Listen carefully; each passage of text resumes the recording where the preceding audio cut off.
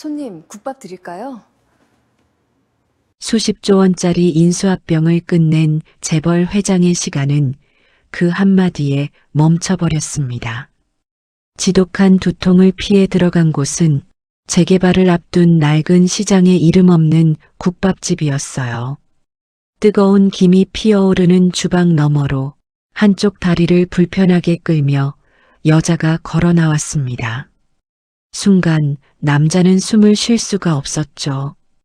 분명 거액의 위자료를 받고 자신의 인생에서 완벽하게 사라졌던 여자였습니다. 그때 작은 아이가 젖은 행주를 들고 엄마에게 다가왔어요.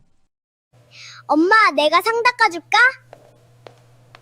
남자는 그대로 얼어붙었습니다. 자신의 어린 시절을 그대로 박제해 놓은 것 같았거든요. 전처는 왜 이곳에서 다리를 절뚝이고 있는 걸까요? 그리고 저 아이는 대체 누구의 아이인 걸까요? 소중한 시청자 여러분, 지금 어디에서 듣고 계신가요? 따뜻한 댓글과 좋아요는 더 좋은 이야기를 만드는데 가장 큰 힘이 됩니다. 그럼 사연 시작하겠습니다. 대한민국 상위 1%, 그들이 사는 세상의 꼭대기에는 이름 대신 돈의 흐름으로 불리는 남자 유성그룹의 강지혁 회장이 있었습니다. 그의 시간은 초 단위로 쪼개져 수백억의 가치를 가졌고 그의 말 한마디는 거대 기업의 운명을 좌지우지했죠. 그날도 그랬습니다. 유성그룹 본사 최상층, 통유리 너머로 서울의 야경이 카페처럼 깔리는 회의실. 20시간이 넘는 마라톤 회의의 끝은 마침내 강지혁의 승리로 귀결되고 있었습니다. 그래서 결론은 강 회장님의 뜻대로 인수합병 계약서에 사인하겠습니다. 항복 선언이 떨어지자 그제야 지역을 둘러싼 유성의 임원들이 안도의 한숨을 내쉬며 박수를 쳤습니다. 하지만 정작 승리의 주인공인 강지혁의 얼굴에는 그 어떤 기쁨의 기색도 없었죠. 그에게 성공이란 숨 쉬는 것처럼 당연한 결과일 뿐이었으니까요. 그는 마치 값비싼 기계처럼 입력된 목표를 향해 움직이고 오류 없이 결과물을 쏟아내는 존재였습니다. 감정이라는 불필요한 부품은 아주 오래전에 제거해버린 것처럼 보였죠. 회의가 끝나고 의례적인 축하 악수가 오가는 소란 속에서 지역은 관자놀이를 지그시 눌렀습니다.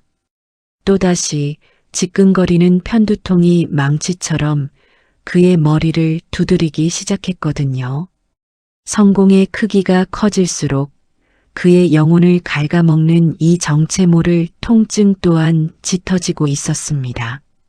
그의 휴대폰이 낮게 울렸습니다. 화면에 뜬 이름은 오혜린 관장. 그의 현재 아내이자 유성그룹 미술관을 책임지고 있는 여자였죠. 이제 끝났어요, 자기. 저녁 내내 기다렸는데. 갤러리 VIP 파티에 당신이 빠지니까 다들 서운해하잖아요. 일이 바빴어. 곧 들어갈 테니 먼저 시작하고 있어. 알았어요. 아, 그리고 다음 주 스케줄 김 비서한테서 보고받았어요. 당신이 직접 그 낡은 시장 재개발 현장에 나갈 필요는 없잖아요. 격 떨어지게. 그건 아랫사람들 시키면. 내일이야. 끊어. 전화를 끄는 지역의 표정은 더욱 차갑게 굳어 있었습니다. 아내와의 통화는 언제나 이렇게 건조한 업무 보고와 지시로 채워졌죠. 사랑, 온기, 그리움 같은 단어들은 그들의 사전에 존재하지 않았습니다. 그저 서로의 필요와 사회적 지위를 완벽하게 채워주는 철저한 비즈니스 파트너. 그것이 강지혁과 오혜린의 부부관계였습니다. 지끈거리는 머리를 부여잡고 회장 전용 엘리베이터에 오른 그는 수행비서에게 짧게 명령했습니다. 집으로. 최고급 세단이 소리 없이 밤의 도로를 미끄러지기 시작했습니다. 한강의 야경과 화려한 빌딩의 불빛들이 창밖으로 아득하게 흘러갔지만 지역의 눈에는 아무것도 들어오지 않았습니다. 통증은 점점 더 심해졌고 이제는 눈앞이 아른거릴 정도였죠. 성공이라는 이름의 거대한 탑 꼭대기에서 그는 철저히 혼자였습니다. 텅 빈 허공에 대고 소리라도 지르고 싶은 까닭 모를 공허함이 그의 심장을 옥죄어 왔습니다. 그 순간이었습니다. 차 세워. 네, 회장님? 하지만 거의 다 도착. 세우라고 했다. 기사는 더 묻지 못하고 갓길에 차를 세웠습니다. 지역은 숨막히는 차 안 공기를 견딜 수 없다는 듯 거칠게 차 문을 열고 밖으로 나섰죠. 차가운 밤 공기가 그의 폐부를 찔렀지만 머릿속의 통증은 가라앉지 않았습니다. 그때 그의 코끝으로 무언가 익숙하면서도 낯선 냄새가 스며들었습니다. 후텁지근한 공기 속에 섞여든 진하게 우려낸 고기 육수 냄새, 그리고 사람 사는 냄새. 고개를 들자 눈에 들어온 것은 화려한 강남의 빌딩 숲과는 전혀 다른 세상이었습니다. 재개발을 앞두고 도시의 시간 속에서 잊혀진 듯한 낡은 전통 시장. 광성시장이라는 낡은 아케이드 간판 아래로 몇 남지 않은 가게들이 희미한 불빛을 내뿜고 있었죠. 오해린이 격 떨어진다고 말했던 바로 그곳이었습니다. 먼저 가. 필요하면 부를 테니까. 회장님, 혼자서는 위험. 내 말 2번 하게 하지 마. 기사는 어쩔 수 없이 고개를 숙이고 차를 돌렸습니다.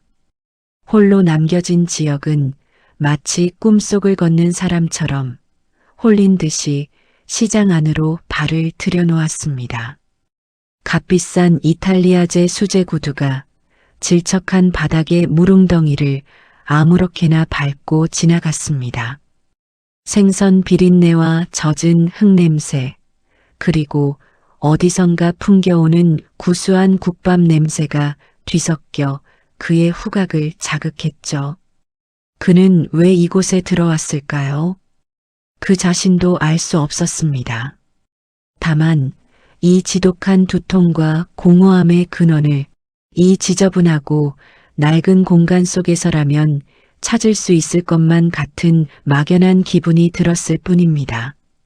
시장의 깊숙한 곳, 국밥 골목이라 쓰인 팻말 아래 유독 허름한 가게 하나가 눈에 띄었습니다. 금방이라도 쓰러질 듯 기울어진 처마, 낡은 플라스틱 테이블 몇 개가 전부인 곳. 가게의 이름조차 없었습니다. 그저 국밥이라고 쓰인 작은 등만이 어둠 속에서 외롭게 빛나고 있었죠. 바로 그곳이었습니다.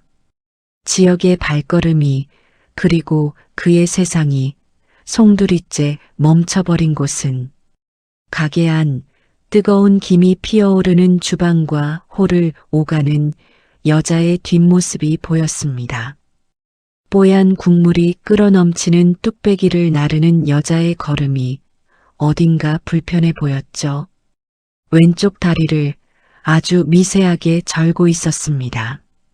그 뒷모습 지역은 심장이 쿵 하고 바닥으로 떨어지는 것 같았습니다. 설마 아닐 거야. 그럴 리가 없어. 7년입니다. 강산도 변한다는 세월의 절반이 훌쩍 지난 시간. 자신의 손으로 직접 흔적도 없이 지워버렸다고 생각했던 과거의 편린. 여자가 마침내 몸을 돌려 홀의 낡은 테이블을 닦기 시작했습니다. 희미한 백열등 불빛 아래 마침내 드러난 여자의 얼굴. 지역은 숨을 쉬는 것조차 잊었습니다. 세월의 풍파를 정통으로 맞은 듯 고왔던 얼굴에는 잔주름이 내려앉았고 피곤에 지친 기색이 역력했습니다. 하지만 그 선명한 눈매, 굳게 담은 입술, 오뚝한 콧날은 변하지 않았죠. 한때 자신의 세상 전부였고 자신의 아내였으며 그리고 결국 자신의 손으로 가장 비참하게 내쳤던 여자. 그 여자가 지금 자신의 눈앞에 서 있었습니다. 그때였습니다. 가게 구석 작은 간이 의자에 앉아 꾸벅꾸벅 졸고 있던 작은 아이가 인기척을 느끼고 고개를 들었습니다. 5살쯤 되었을까? 똘망똘망한 눈으로 가게 입구에 선 지역을 빤히 바라보던 아이는 이내 의자에서 폴짝 뛰어내려 그에게로 다가왔습니다. 아저씨, 자리 없는데 혼자 오셨어요? 지역은 대답할 수 없었습니다. 그의 모든 신경은 아이의 얼굴에 못 박혀 있었기 때문입니다. 쌍꺼풀 없는 긴 눈매, 높은 콧대, 그리고 무표정일 때 살짝 올라가 보이는 입꼬리까지. 그것은 거울 속에서 매일같이 마주하는 자신의 어린 시절, 그 모습 그대로였습니다. 유년 시절의 앨범을 찍고 그대로 현실로 걸어 나온 것만 같은 소름 끼치는 동일함. 지역의 온몸의 피가 차갑게 식어내리는 것을 느꼈습니다. 저 아이는 누구지? 머릿속이 하얗게 불타버리는 것 같았죠. 아이의 말에 테이블을 닦던 서아의 시선이 마침내 가게 입구로 향했습니다.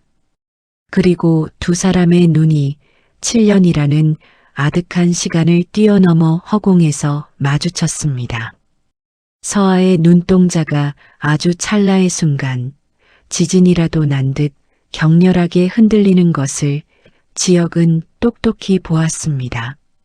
하지만 그것도 잠시 그녀의 얼굴에서 모든 감정이 거짓말처럼 사라졌습니다.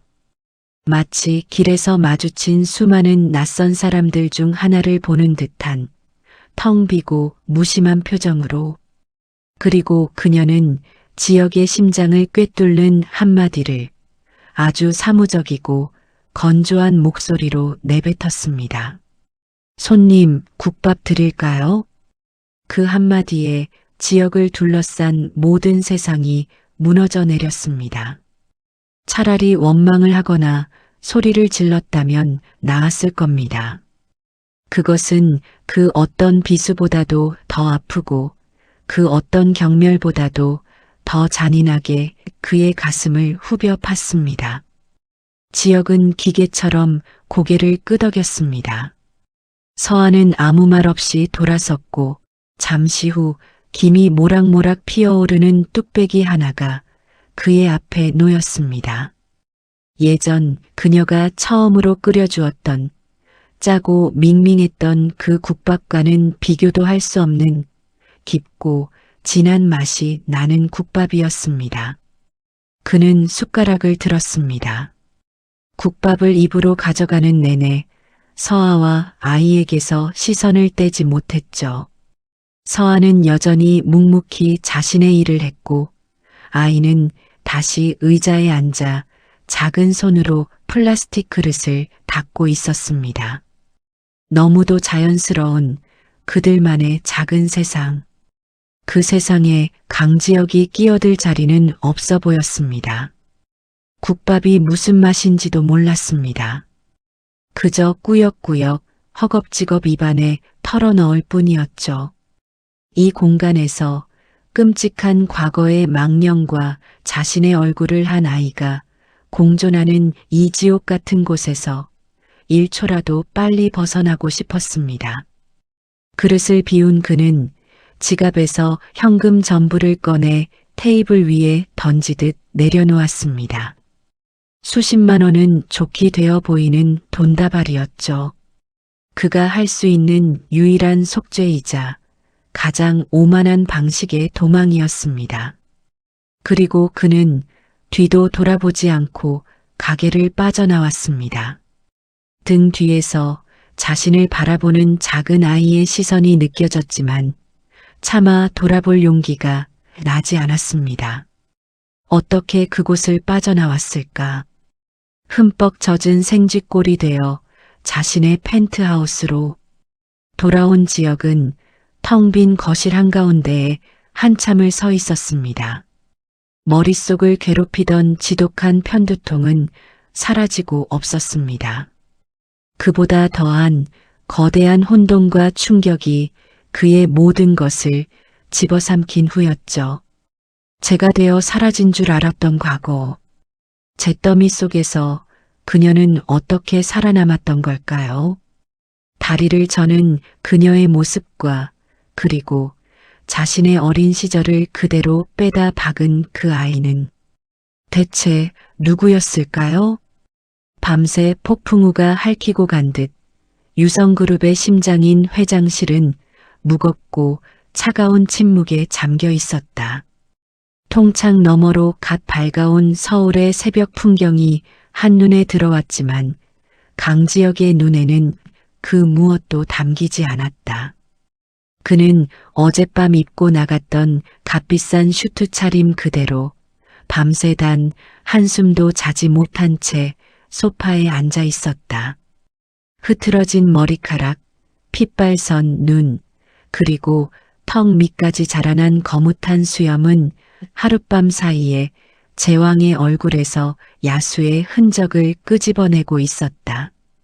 테이블 위에는 값비싼 위스키가 반쯤 비워진 채 놓여 있었지만 술기운조차 그의 머릿속을 휘젓는 혼돈을 잠재우지는 못했다.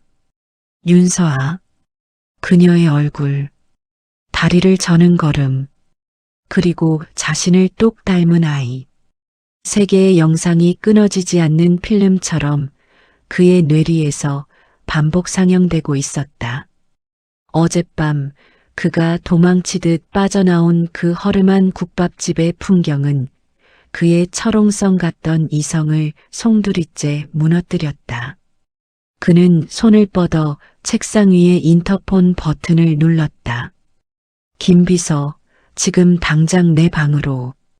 잠시 후 평소와 같이 칼같이 다려진 슈트 차림의 김비서가 한치의 흐트러짐도 없는 모습으로 회장실 문을 열고 들어섰다. 하지만 그는 지역의 모습을 보고 순간 할 말을 잃었다. 늘 완벽하고 서늘한 기계 같던 회장의 모습은 온데간데 없고 금방이라도 폭발할 것 같은 위태로운 남자가 앉아 있었다. 찾아. 네, 회장님. 무엇을? 광성시장 안쪽에 있는 국밥집. 이름도 간판도 없는 곳이야. 거기 여주인 윤서아. 그리고 거기 있는 대여섯 살짜리 남자아이. 관련된 모든 걸 알아내. 언제부터 거기 있었는지, 누구랑 사는지, 저 아이는 누구 자식인지 하나도 빠짐없이 오늘 안으로. 김비서는 지역의 입에서 윤서아라는 이름이 나온 것에 놀랐지만 프로답게 자신의 감정을 숨기고 고개를 숙였다. 알겠습니다, 회장님. 김비서가 나가고 다시 혼자 남은 지역은 자리에서 일어나 창가로 다가갔다. 저 아래 수많은 빌딩 숲 사이 어딘가에 그녀와 아이가 있다. 까맣게 잊고 살았던, 아니 잊었다고 스스로를 세뇌하며 살아왔던 과거의 망령이 이제 실체가 되어 그의 발목을 붙잡고 있었다. 대체 왜 그런 모습으로 7년 전 그는 분명 이혼과 함께 누구도 부럽지 않을 거액의 위자료를 지불했다. 그 돈이면 평생 아무것도 하지 않고 살아도 될 터. 그런데 왜 하필 가장 밑바닥의 모습으로 자신의 눈앞에 나타난 것일까? 의문과 죄책감, 그리고 정체 모를 분노가 뒤섞여 그의 속을 들끓게 했다. 그 시각 김 비서는 회장실을 나오자마자 자신의 휴대폰으로 비밀스러운 메시지를 보냈다. 목표가 움직이기 시작했다. 플랜 B 가동. 메시지를 받은 사람은 우아하게 아침 햇살을 받으며 요가를 하고 있던 오혜린 관장이었다. 그녀는 메시지를 확인하고 붉은 입술 끝을 살짝 끌어올려 미소 지었다. 모든 것이 그녀의 계획대로 흘러가고 있었다. 그날 오후 김 비서는 서류 봉투 하나를 들고 다시 지역의 앞에 섰다. 모두 알아봤습니다. 말해. 윤서아 씨는 이혼 직후 교제하던 남자와 재혼해 아이를 낳았다고 합니다. 하지만 3년 전 남편이 불의의 사고로 사망했고 그 후 시댁과의 관계도 끊겨 홀로 아이를 키우며 국밥집으로 생계를 유지하고 있었습니다. 광성시장에 자리를 잡은 건 2년 전쯤이라고 합니다. 지역은 보고서 내용을 듣는 내내 아무런 표정 변화가 없었다. 하지만 그의 책상 아래 보이지 않는 곳에서는 그의 손이 하얗게 질릴 때까지 주먹을 꽉 움켜쥐고 있었다. 재혼, 다른 남자의 아이. 김 비서의 보고는 그의 마지막 남은 희망의 끈을 단칼에 잘라내는 것 같았다. 어쩐지 그 아이의 얼굴이 자신과 닮았다고 생각했던 것은 그저 지독한 죄책감이 만들어낸 환상이었을까? 그럼 아이 이름은 민준, 윤민준이라고 합니다. 윤민준 지역은 입안에서 그 이름을 나직이 굴려보았다. 자신의 성이 아닌 다른 남자의 성을 가진 아이. 현실은 차갑고 명확했다.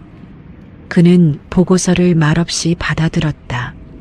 서류에는 서아의 초라한 행색과 아이의 사진, 그리고 남편이었다는 남자의 신상 정보까지 깔끔하게 정리되어 있었다. 모든 것은 오혜린의 지시를 받은 김 비서가 하룻밤 사이에 조작해낸 완벽한 거짓 시나리오였다. 알았다. 나가봐. 지역은 김 비서를 내보내고 책상 서랍 깊숙한 곳에서 수표첩을 꺼내 들었다. 그리고 잠시의 망설임도 없이 10억 원이라는 숫자를 적어 내려갔다. 그가 할 수 있는 최선이자 자신의 감정을 정리하는 유일한 방법은 이것뿐이었다. 이 돈으로 그녀가 더 이상 시장 바닥에서 고생하지 않기를, 그리고 다시는 자신의 눈앞에 나타나지 않기를 바라는 마음. 그것은 어쩌면 동정이자 가장 이기적인 방식의 자기 위안이었다. 다음 날 검은색 세단 한 대가 광성시장의 비좁은 골목으로 들어섰다. 차에서 내린 김 비서는 점심 장사 준비로 분주한 서아의 국밥집으로 향했다. 윤서아 씨 되십니까?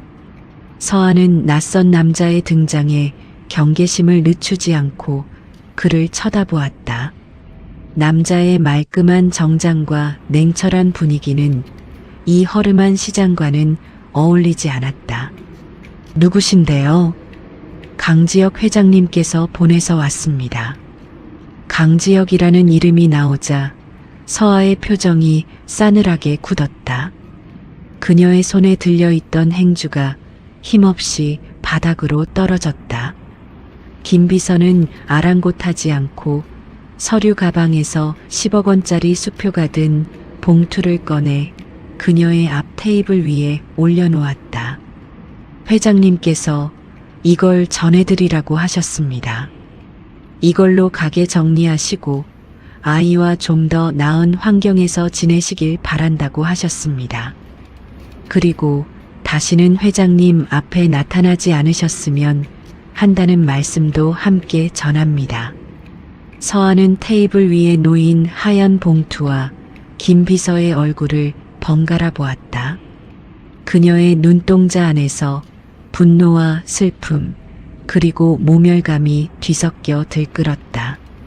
7년 전 자신을 버릴 때와 똑같은 방식. 모든 것을 돈으로 계산하고 돈으로 정리하려는 저 오만한 남자. 그녀는 떨리는 손으로 봉투를 집어들었다. 그리고 김 비서가 예상치 못한 행동을 했다.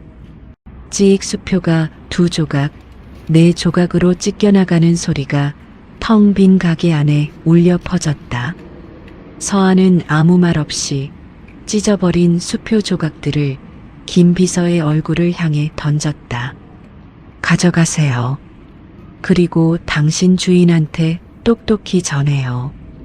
이딴 돈 필요 없다고. 내 인생에서 당장 꺼지라고. 그리고 다시는 내 앞에, 내 아들 앞에 얼쩡거리지 말라고.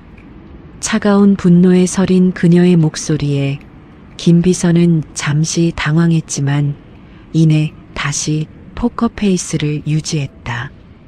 후회하실 겁니다. 그는 짧은 말을 남기고 돌아섰다. 서한은 그가 사라진 뒤에도 한참 동안 그 자리에 서서 가쁜 숨을 몰아쉬었다. 다리에 힘이 풀려 주방 의자에 주저앉고 말았다. 괜찮다고, 다 잊었다고 생각했는데 아니었다. 그의 이름 석자는 여전히 그녀의 삶을 뿌리째 흔드는 태풍과도 같았다. 그때 가게 뒷문에서 민준이 고개를 쏙 내밀었다. 엄마, 무슨 일이야? 저 아저씨 누구야? 아니야, 아무것도. 그냥 길 물어보는 손님이었어. 서한은 애써 웃으며 아들의 머리를 쓰다듬었다. 이 아이를 위해서라도 더는 흔들려서는 안 된다. 더 강해져야 한다고 그녀는 수없이 다짐했다. 김 비서로부터 모든 상황을 보고받은 지역은 이해할 수 없다는 표정을 지었다. 돈을 찢어버렸다고? 네, 회장님. 아주 경멸적인 태도로 다시는 찾아오지 말라는 말과 함께 지역은 마른 세수를 했다. 자존심이 상했다. 하지만 그보다 더 큰 것은 왜? 라는 의문이었다. 돈이 싫은 사람이 있을까? 저렇게 힘겹게 살면서 왜 자신의 호의를 거절하는 걸까? 그의 머릿속은 더욱 복잡해져만 갔다. 한편 지역의 움직임을 모두 보고받은 오혜리는 다음 단계의 계획을 실행에 옮겼다. 친절이라는 이름의 거미줄이 실패했으니 이제는 노골적인 압박과 폭력으로 그녀를 벼랑 끝으로 몰아갈 차례였다. 며칠 뒤 서하의 국밥집에 시커먼 양복을 입은 남자들이 들이닥쳤다. 여기가 광성시장 상인회에서 나온 사람들인데 당신 때문에 시장 물 다 흐려진다는 거 몰라? 이렇게 지저분하게 장사하니까 파리만 꼬이잖아. 그들은 막무가내로 가게 안으로 들어와 테이블을 엎고 이제 막 끓이기 시작한 국솥에 일부러 담뱃재를 털었다. 당장 안 꺼져요. 경찰에 신고할 거야. 서아가 소리쳤지만 그들은 비웃을 뿐이었다. 신고해봐. 우리가 뭘 어쨌다고? 그냥 청결 상태 좀 보러 온 건데. 안 되겠다. 구청 위생과에 특별 단속 요청 좀 해야겠네.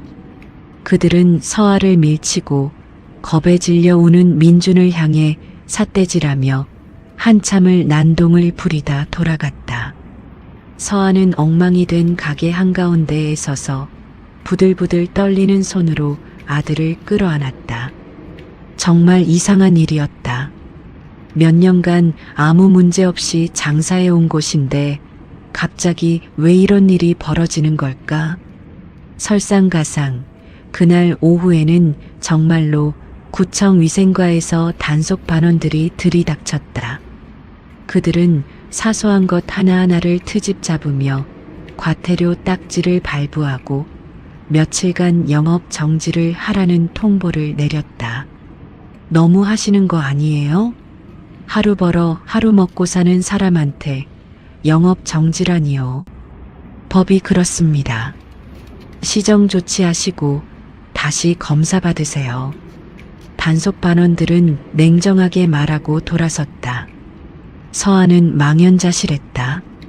하루 장사를 못하면 당장 다음날 민준이 먹을 쌀을 살 돈도 없는 형편이었다.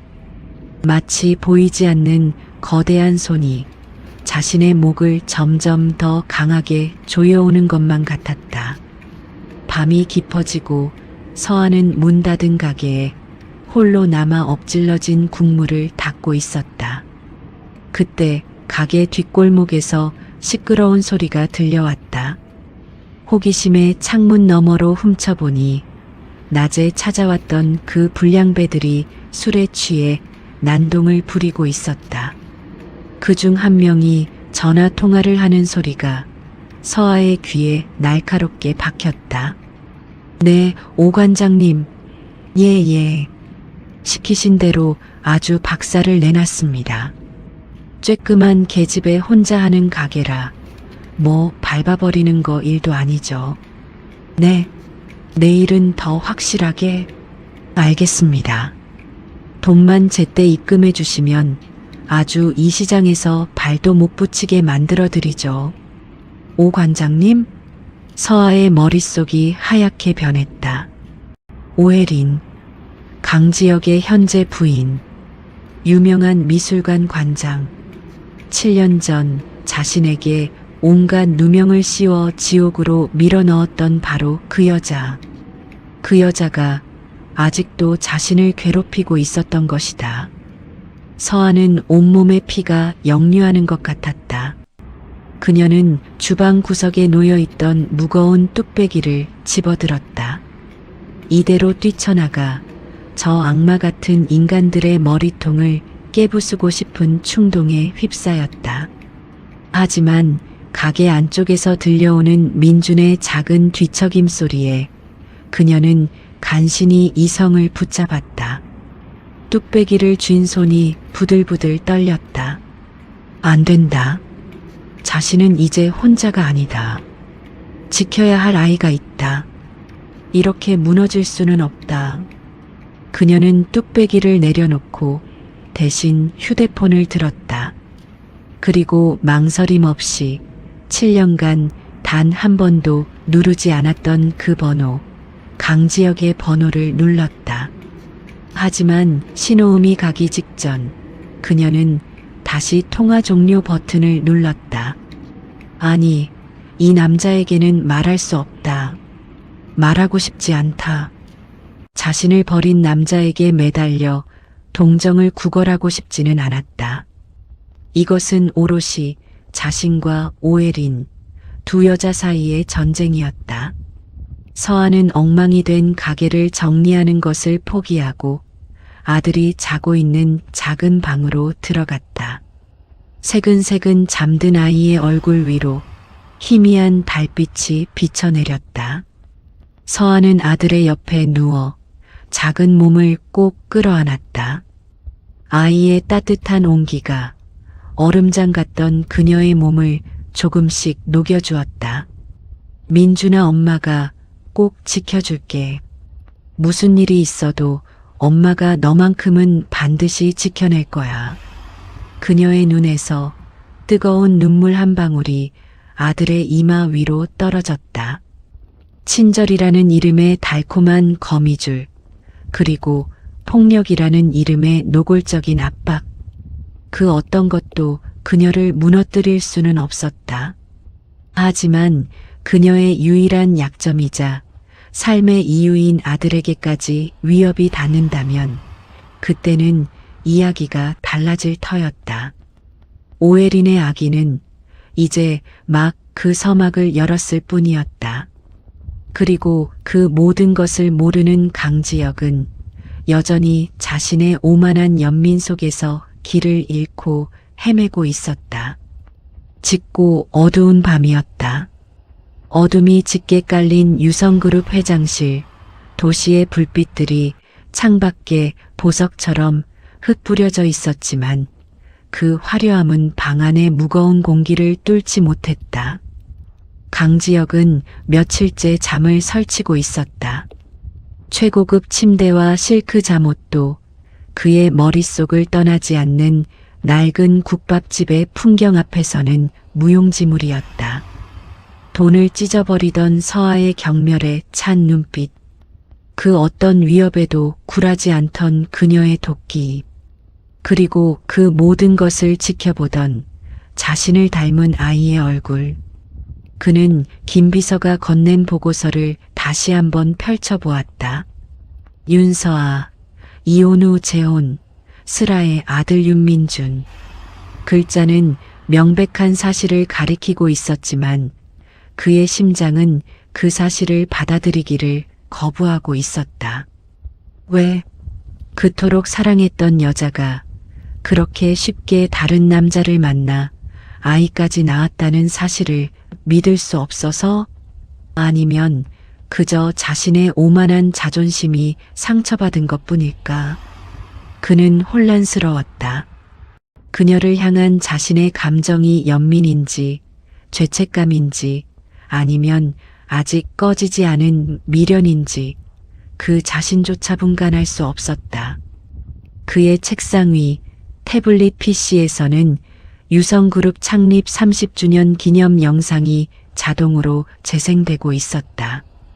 그룹의 역사를 되짚는 영상 속 낡고 빛바랜 사진 한 장이 화면을 채웠다.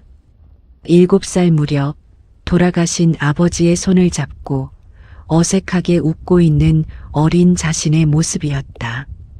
지혁은 무심코 영상을 넘기려다 그 사진 위에서 손을 멈췄다. 어린 자신, 그리고 국밥집의 그 아이 민준. 그는 홀린 듯 태블릿을 집어들고 사진을 확대했다. 웃을 때 살짝 휘어지는 눈꼬리, 고집스럽게 담은 인매, 턱선의 미세한 각도까지. 보면 볼수록 소름이 끼칠 정도로 닮아 있었다. 세상에 이렇게까지 닮은 사람이 우연으로 존재할 수 있는 걸까? 김 비서의 보고서는 거짓말을 하지 않을 터. 그렇다면 이 기시감은, 이 섬뜩한 동일함은 대체 무엇이란 말인가? 의심이라는 작은 균열이 그의 견고했던 이성의 벽을 조금씩 허물기 시작했다. 그 시각 서아의 국밥집은 폭풍이 휩쓸고 간 듯했다.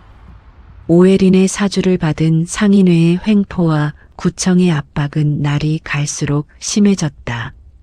가게 앞에는 누군가 일부러 음식물 쓰레기를 쏟아부었고 밤이면 술 취한 행패꾼들이 찾아와 문을 두드리며 욕설을 퍼부었다. 서아는 밤새 잠을 설치며 가게를 지켜야 했고 민주는 그런 엄마의 곁에서 불안에 떨어야 했다. 하지만 그녀는 무너지지 않았다.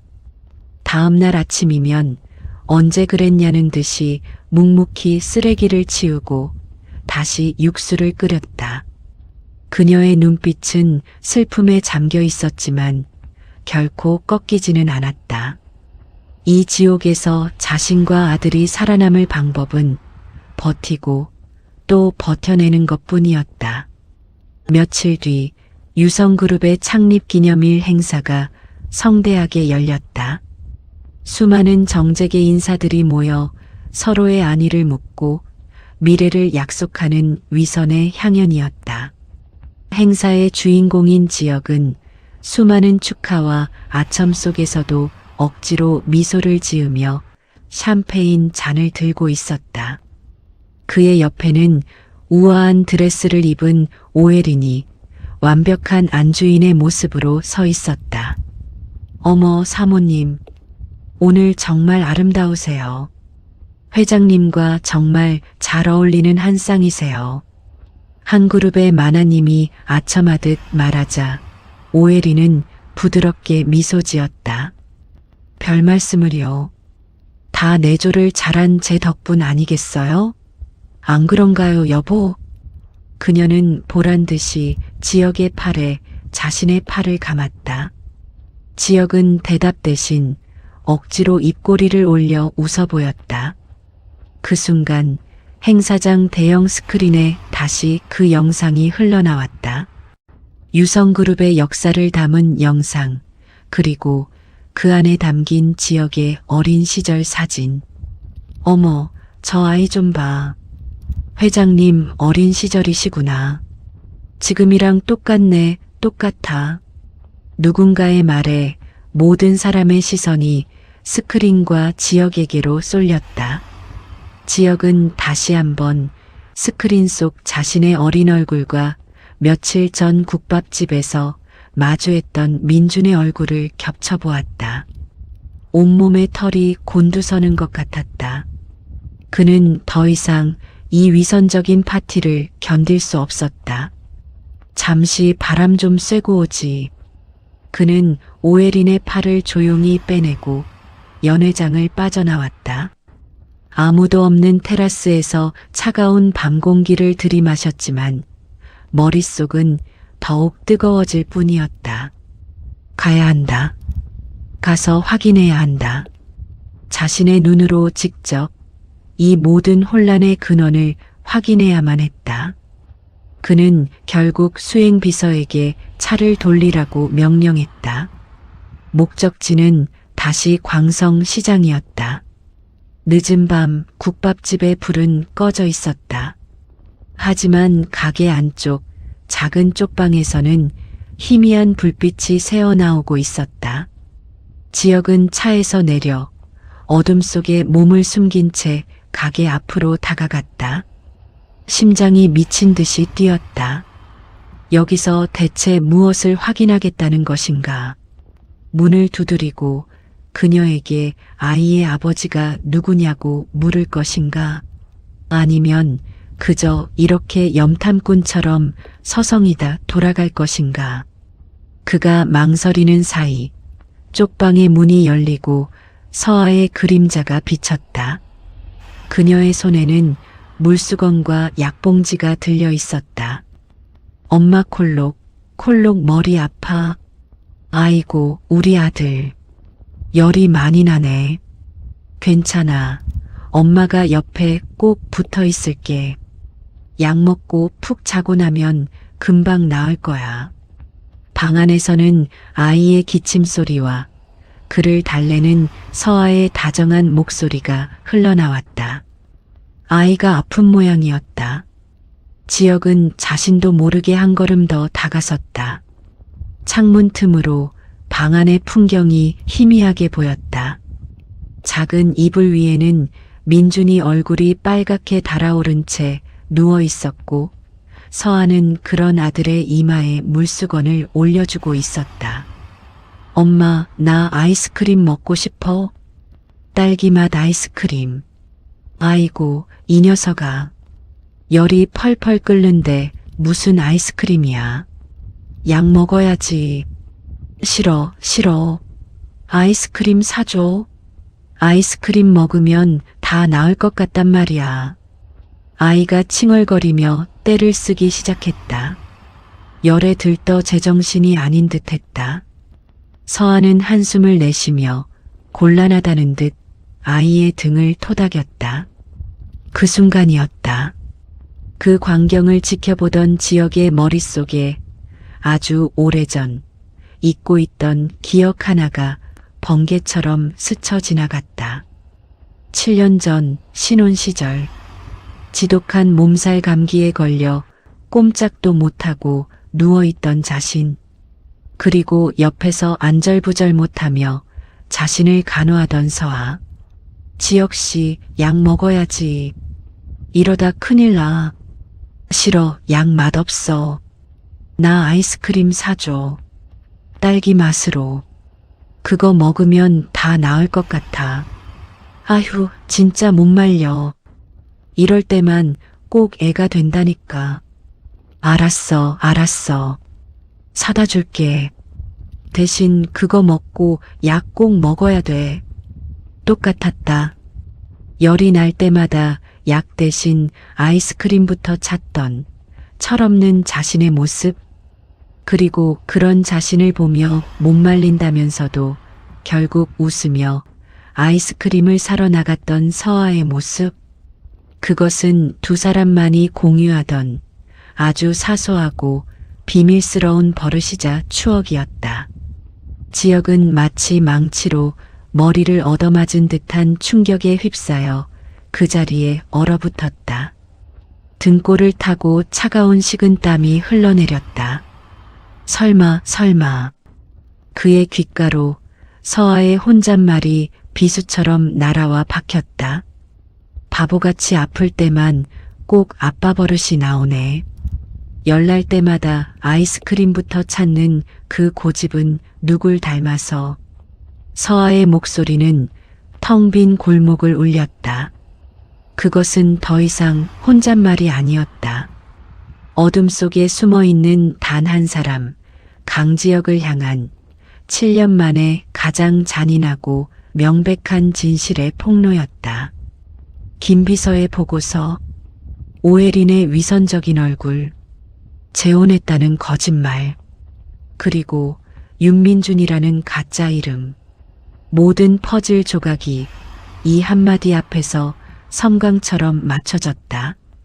거대한 거짓말. 자신은 지난 7년간 거대한 사기극에 속아 놀아나고 있었던 것이다. 저 아이는 다른 남자의 아이가 아니었다.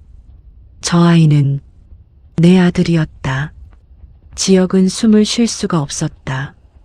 심장이 멈추고 세상이 통째로 뒤집히는 것 같았다.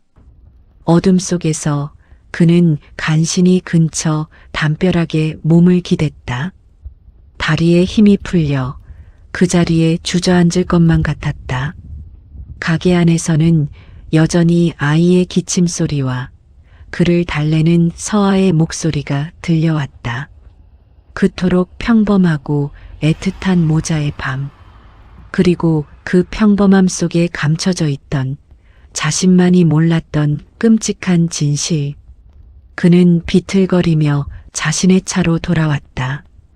그리고 휴대폰을 꺼내 김 비서의 번호를 눌렀다.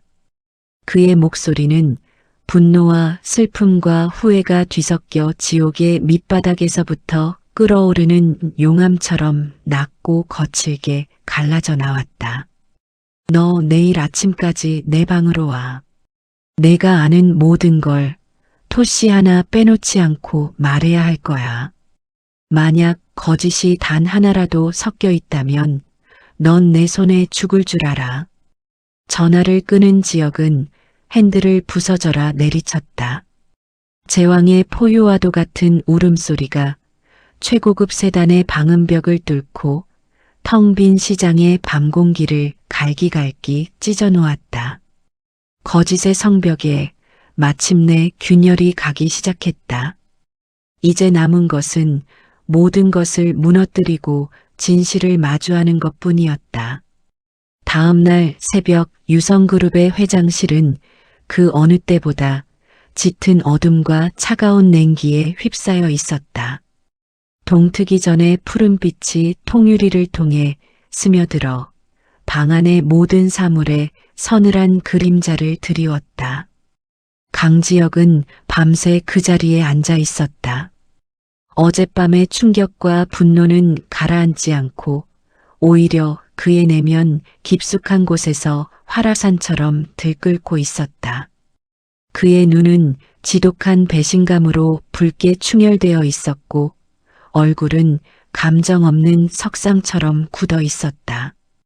이제 그는 더 이상 과거에 발목 잡힌 혼란스러운 남자가 아니었다. 그는 진실을 알게 된 상처 입은 맹수이자 복수를 앞둔 냉혹한 심판자였다. 정확히 약속된 시간에 회장실 문이 조심스럽게 열리고 김 비서가 들어왔다. 그는 평소처럼 흠잡을 데 없는 모습이었지만 지역의 살기 어린 눈빛과 마주친 순간 온몸의 피가 얼어붙는 것을 느꼈다. 어젯밤 지옥의 악마와도 같았던 회장의 목소리를 떠올리며 그는 간신히 입을 열었다. 부르셨습니까, 회장님? 지역은 대답 대신 손짓으로 책상 앞 의자를 가리켰다. 김 비서는 말없이 다가와 의자에 앉았다. 그의 등 뒤로 식은땀이 흘렀다. 어젯밤 내가 마지막으로 기회를 잡을 수 있었던 시간이었다. 무슨 말씀이신지. 지역은 자리에서 일어나 김 비서의 앞으로 천천히 다가왔다. 그의 움직임에는 조금의 망설임도 없었으며 한 걸음 한 걸음 내디딜 때마다 김 비서의 숨통을 조여왔다. 윤서아, 그리고 내 아들 강민준. 지역의 입에서 강민준이라는 이름이 나오는 순간 김 비서의 얼굴이 하얗게 질렸다. 그는 더 이상 자신의 죄를 숨길 수 없다는 것을 직감했다. 내가 아는 모든 걸 말해. 내가 모르는 지난 7년간의 모든 진실을. 토씨 하나라도 틀리거나 숨기려 들면 내가 어떤 고통 속에서 죽어가게 될지 평생 후회하게 만들어주지.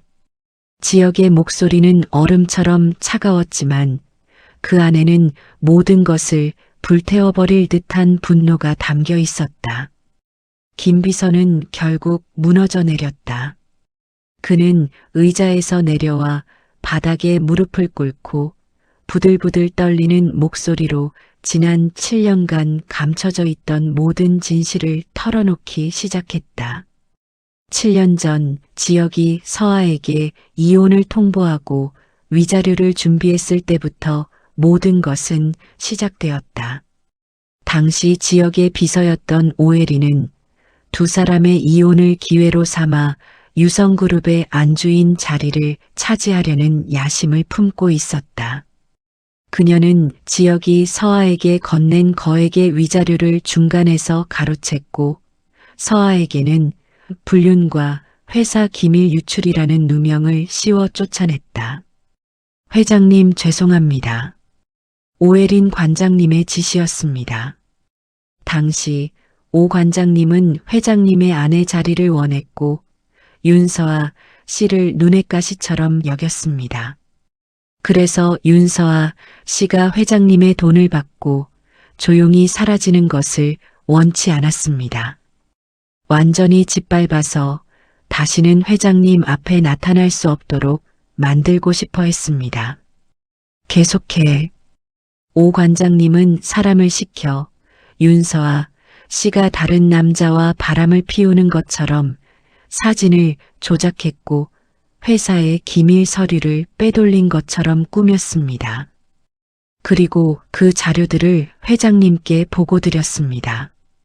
회장님께서는 당시 그룹의 중요한 프로젝트 때문에 정신이 없으셨고 그 자료들을 그대로 믿으셨습니다. 지역은 눈을 감았다. 기억이 났다.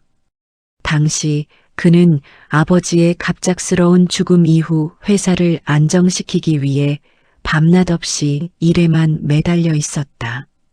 오혜린이 건넨 조작된 증거들 앞에서 그는 서아를 의심하고 배신감에 치를 떨며 그녀를 매몰차게 내쳤다. 그녀의 변명조차 들으려 하지 않았다. 그뿐만이 아니었다. 김 비서의 입에서는 더욱 끔찍한 진실이 흘러나왔다. 윤서아 씨가 모든 누명을 쓰고 쫓겨나던 날이었습니다. 그녀는 당시 임신 초기 상태였습니다. 회장님께 그 사실을 알리러 회사로 찾아왔었지만 오 관장님이 막아섰습니다. 그리고 회사 앞에서 실랑이를 벌이다 오 관장님이 사람을 시켜 고의로 교통사고를 쾅!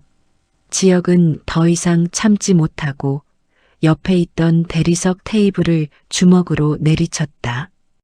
테이블 모서리가 깨져나가며 그의 손등에서 붉은 피가 흘러내렸지만 그는 고통조차 느끼지 못하는 듯했다.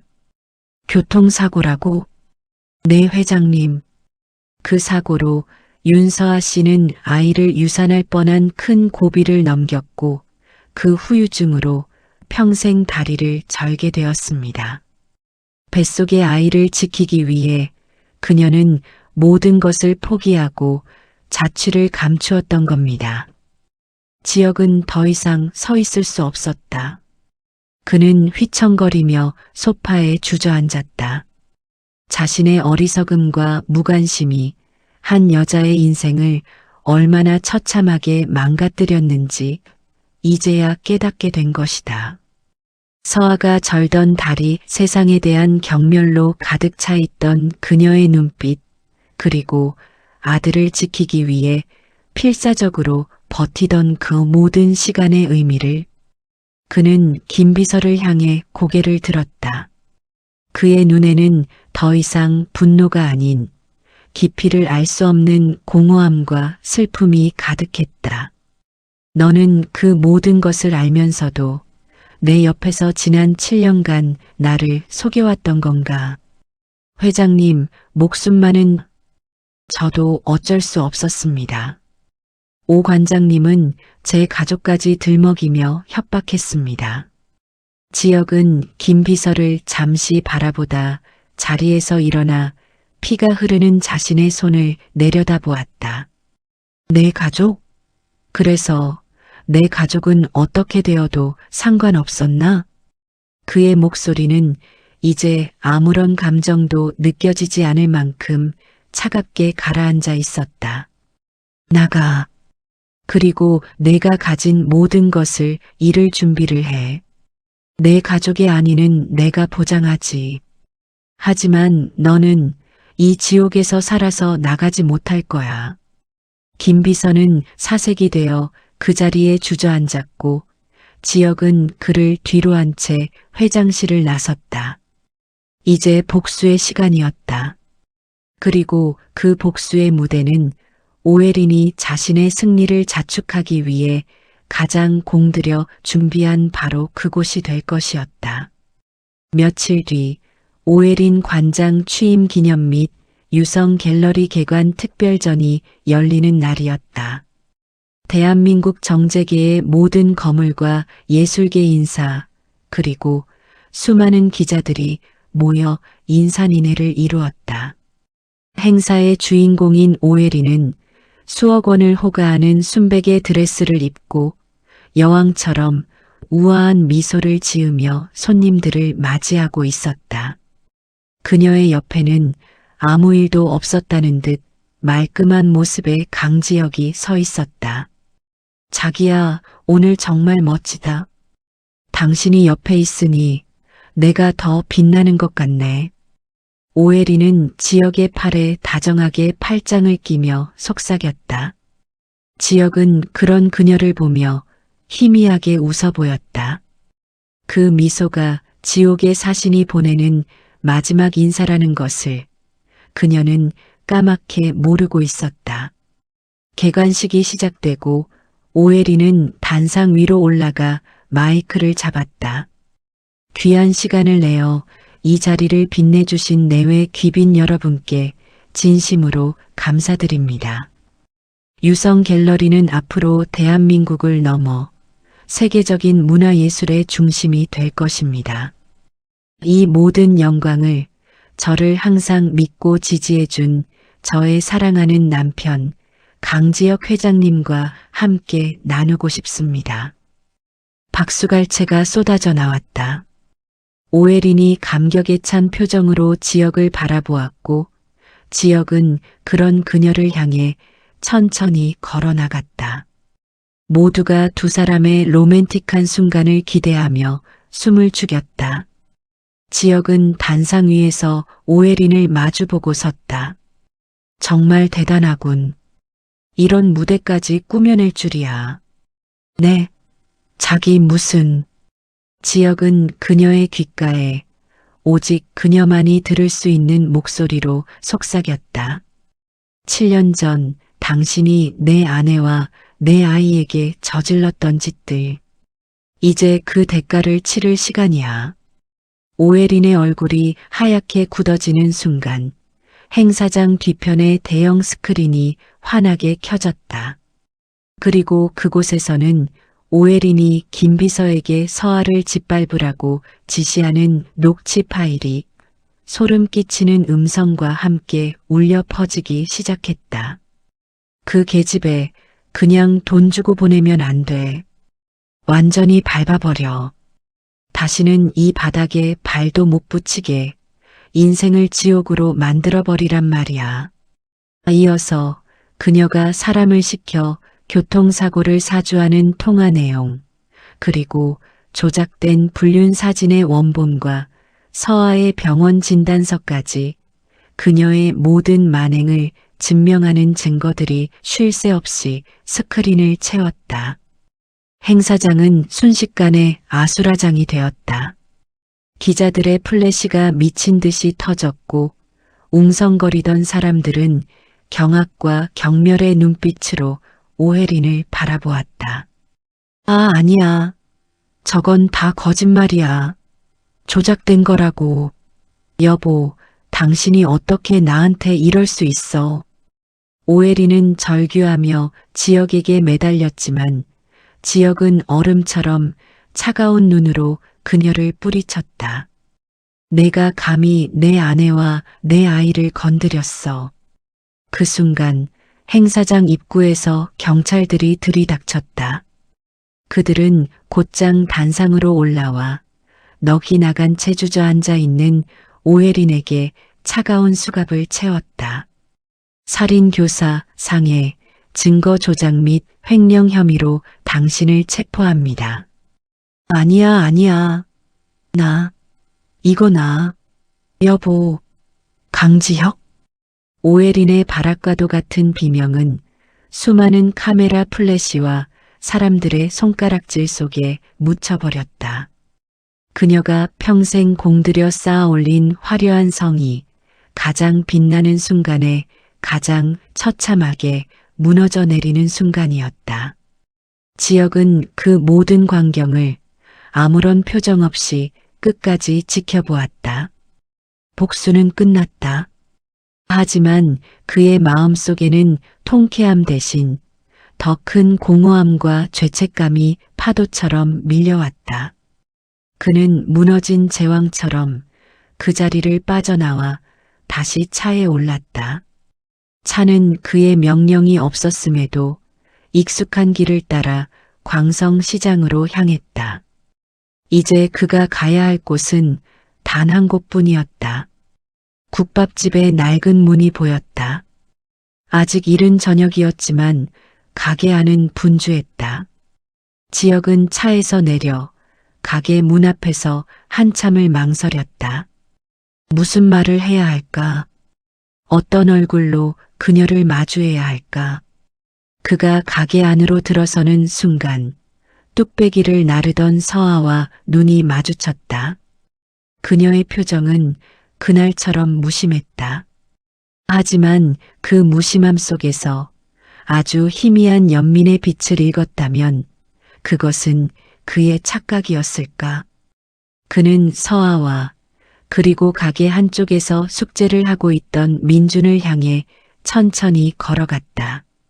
그리고 모두가 지켜보는 가게 한가운데에서 대한민국의 제왕 강지혁은 그대로 무릎을 꿇었다. 서아야, 내가 잘못했다. 그의 눈에서 평생 단 한 번도 흘리지 않았던 뜨거운 후회의 눈물이 멈추지 않고 쏟아져 내리기 시작했다. 강지혁이 무릎을 꿇은 순간 왁자지껄하던 국밥집의 모든 소음이 거짓말처럼 멈췄다. 뚝배기에서 끓어오르던 김조차도 그 자리에 얼어붙은 듯 시간은 찰나의 영겁 속에 갇혔다. 가게 안의 모든 시선이 바닥에 무릎을 댄 남자에게로 향했다. 대한민국을 호령하는 유성그룹의 회장, 단 한 번도 누구에게 고개를 숙여본 적 없는 오만한 제왕이 지금 허름한 식당 바닥에 엎드려 있었다.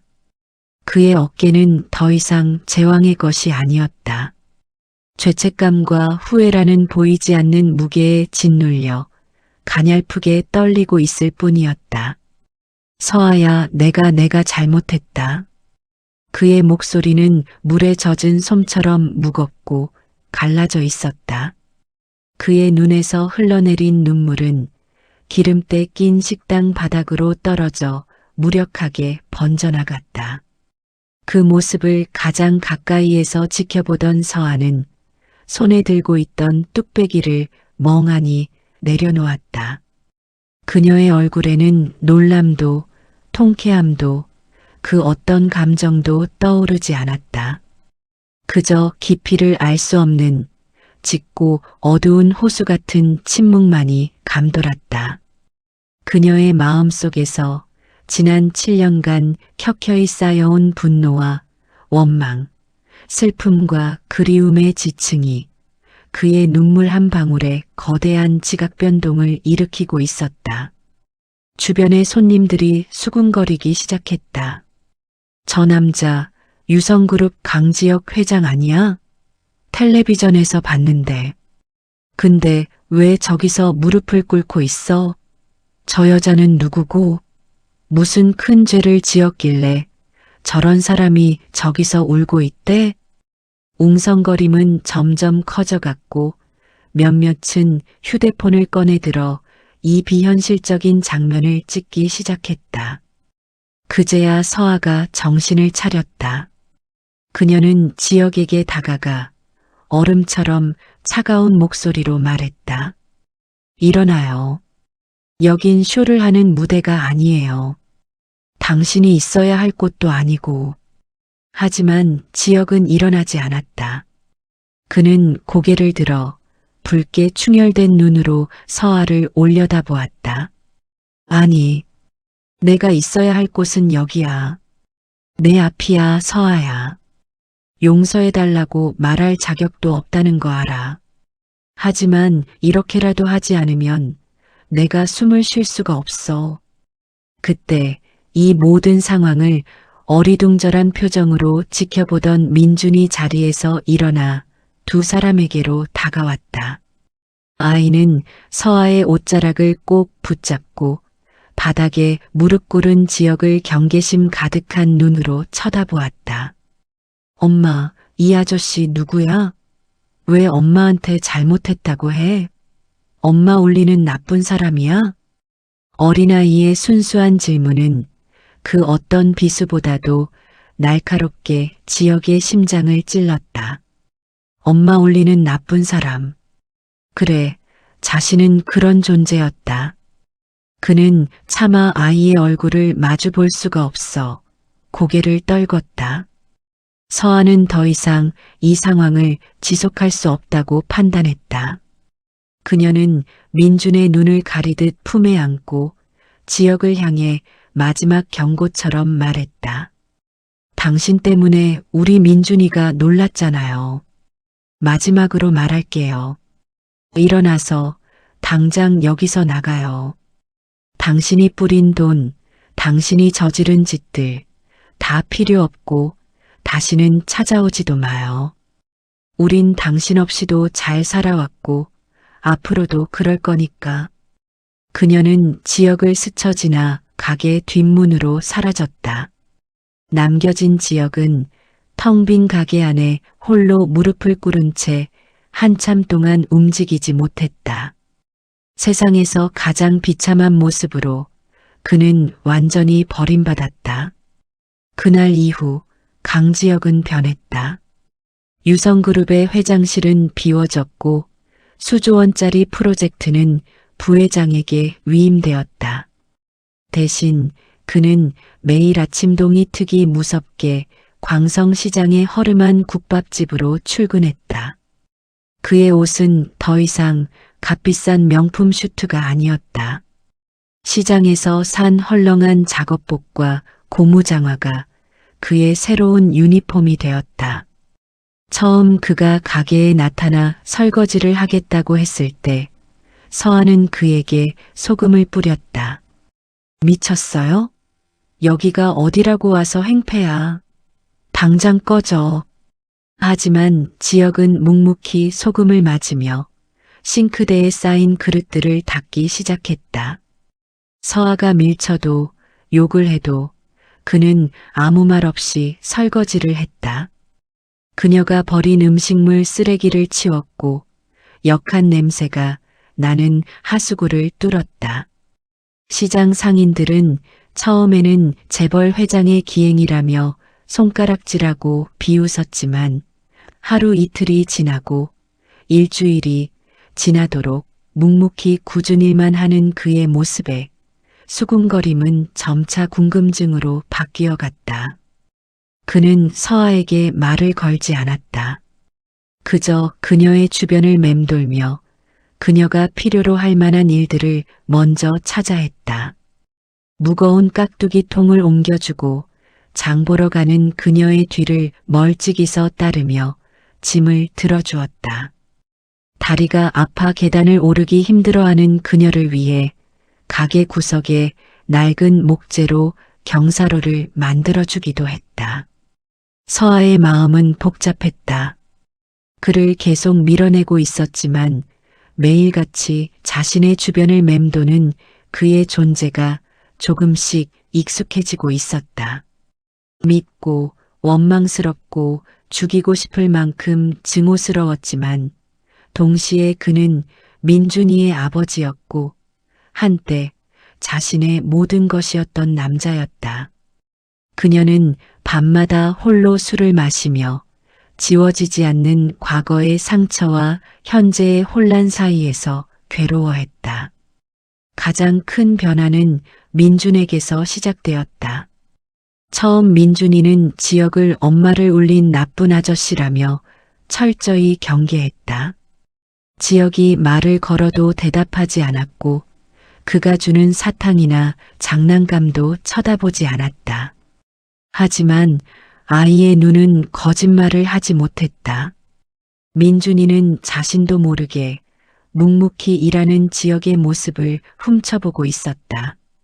무거운 짐을 번쩍 드는 아저씨의 넓은 등, 땀 흘리며 뚝배기를 나르는 굵은 팔뚝, 자신에게는 없었던 아빠라는 존재에 대한 막연한 동경이 아이의 마음속에서 싹트기 시작한 것이다.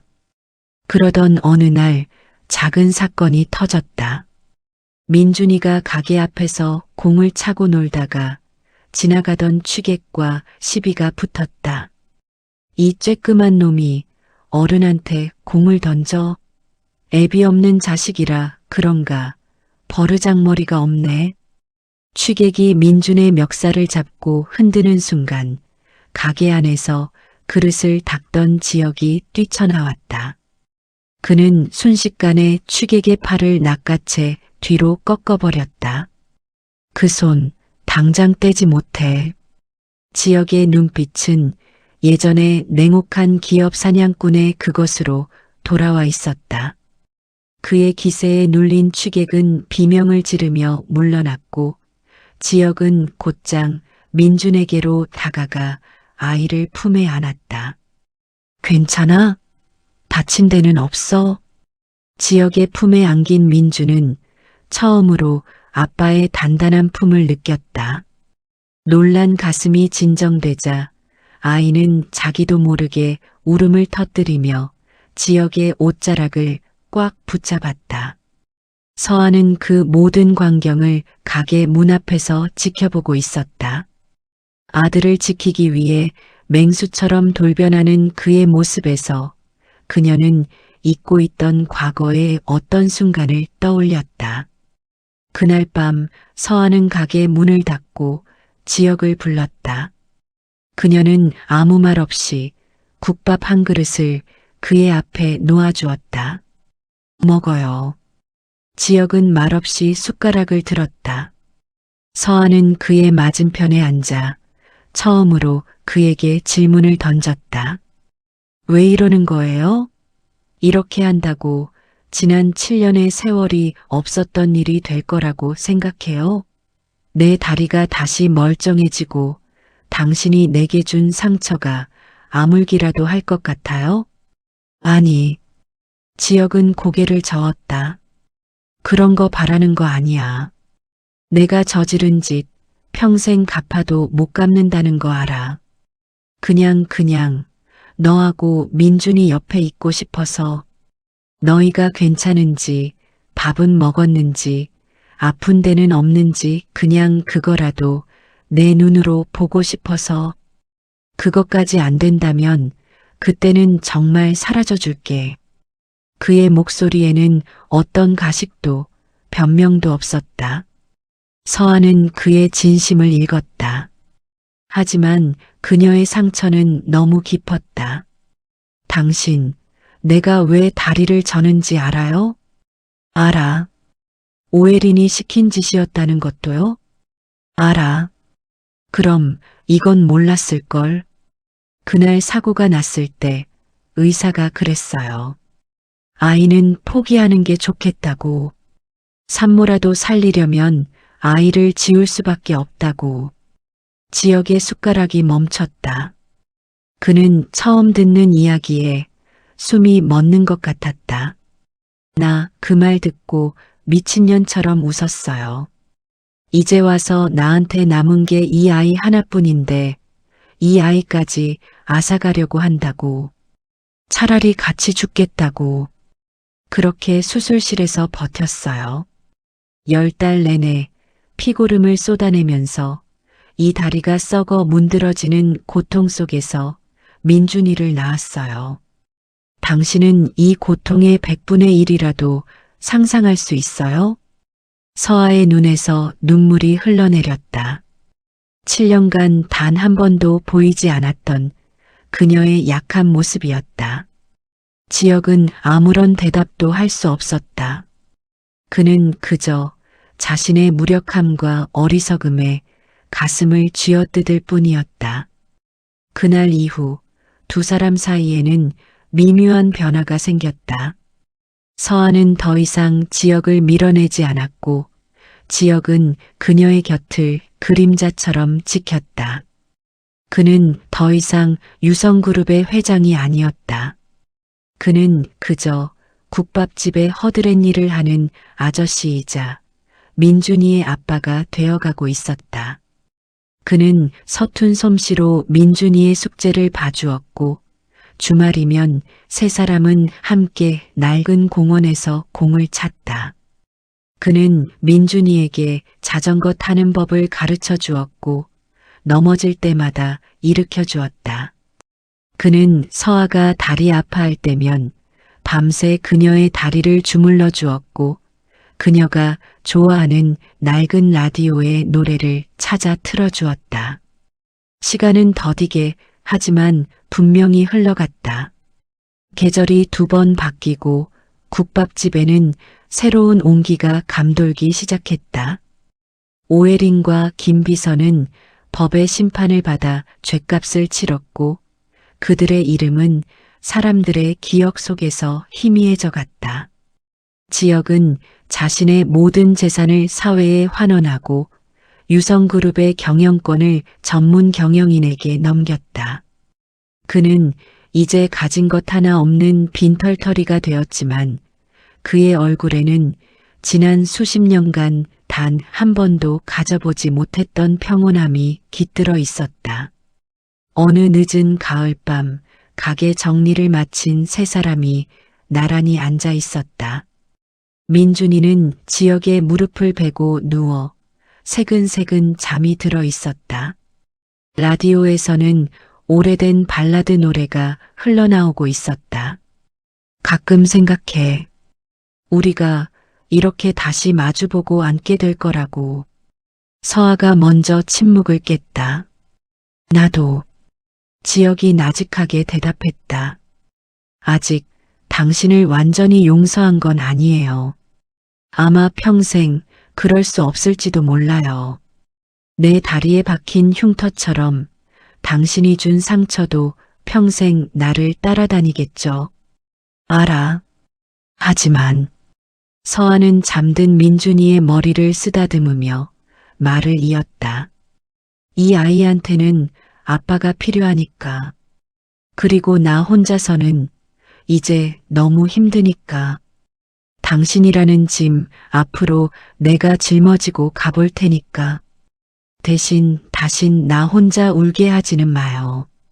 그것은 고백이자 용서였고 새로운 시작을 알리는 약속이었다.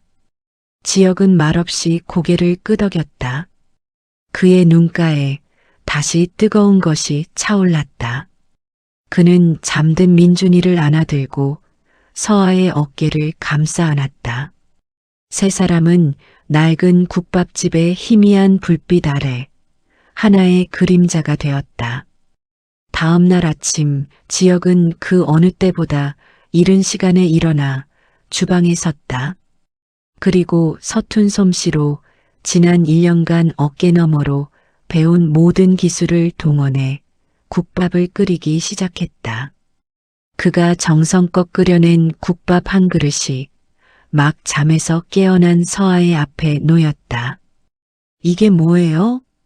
당신한테 내가 처음으로 해주는 밥. 서아는 말없이 숟가락을 들었다. 그리고 국물 한 숟가락을 떠서 조심스럽게 맛을 보았다. 그녀의 얼굴에 아주 오랜만에 햇살 같은 미소가 번졌다. 당신의 국밥은 여전히 따뜻하네요. 그 미소 위로 잠에서 깬 민준이가 달려와 두 사람의 목을 껴안았다. 작은 국밥집 안에서 세 사람의 웃음소리가 따뜻한 김처럼 피어올랐다. 완벽한 행복은 아닐지라도 그들은 이제 서로의 상처를 보듬고 서로의 온기에 기대어 새로운 아침을 함께 맞이할 준비가 되어 있었다. 그리고 그들의 이야기는 이제 막 진짜 시작을 알리고 있었다. 차가운 세상 속에서도 따뜻한 국밥 한 그릇이 건네는 온기가 있죠. 가장 아픈 상처는 어쩌면 가장 가까운 사람에게서만 받지만 그 상처를 보듬어 주는 건 역시 결국 곁에 있는 사람이 아닐까 생각해 봅니다. 귀한 시간을 내어 저희 이야기를 마지막까지 함께 걸어주신 모든 분들께 진심으로 감사의 말씀을 드립니다. 남겨주시는 따뜻한 응원과 공감의 댓글 하나하나가 저희에게는 가장 큰 선물이자 다음 이야기를 준비하는 소중한 동력이 됩니다. 모쪼록 오늘 이야기가 여러분의 마음에 작은 위로와 온기로 남았기를 바라며 늘 건강과 행복이 가득하시기를 기원하겠습니다. 다음에 더 좋은 이야기로 정성껏 준비하여 다시 찾아뵙겠습니다.